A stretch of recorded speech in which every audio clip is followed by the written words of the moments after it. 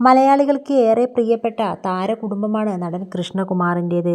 ഭാര്യ സിന്ധുവും തൻ്റെ 4 മക്കളുമായി സന്തോഷകരമായ ജീവിതം നയിച്ചുവരികയാണ് കൃഷ്ണകുമാർ.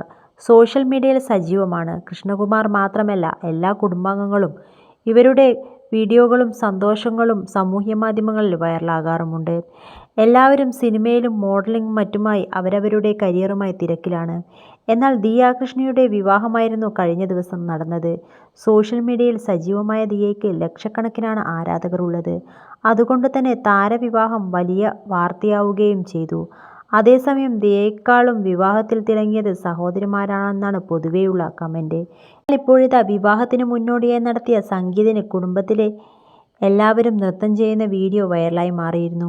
ഗ്രീൻ കളർ തീമിൽ ഒരുക്കിയ ദിയയുടെ സംഗീത ചടങ്ങിൽ ബോളിവുഡ് നമ്പറിലായിരുന്നു സഹോദരിമാർക്കും അമ്മയ്ക്കുമൊപ്പം അഹാന ചുവടുവെച്ചത്. കൽ ഹോ നാ ഹോ എന്ന ചിത്രത്തിലെ പ്രശസ്തമായ മാഹി വേ എന്ന ഗാനത്തിന് ആദ്യം വേദിയിലെത്തിയത് അഹാനയും ദിയയും ഇഷാനിയും ഹൻസികയുമായിരുന്നു. പിന്നീട് അമ്മ സിന്ധു കൃഷ്ണയും ചുവടുമായി വേദിയിലെത്തി.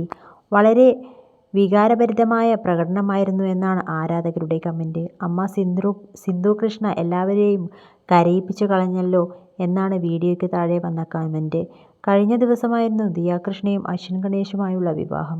തിരുവനന്തപുരത്ത് വെച്ച് നടന്ന വിവാഹ ചടങ്ങിൽ അടുത്ത ബന്ധുക്കളും സുഹൃത്തുക്കളും മാത്രമാണ് പങ്കെടുത്തത്. തിരുനെൽവേലി സ്വദേശിയും സോഫ്റ്റ്വെയർ എഞ്ചിനീയറുമായ അശ്വിൻ ഗണേഷാണ് ദിയയെ വിവാഹം ചെയ്തത്.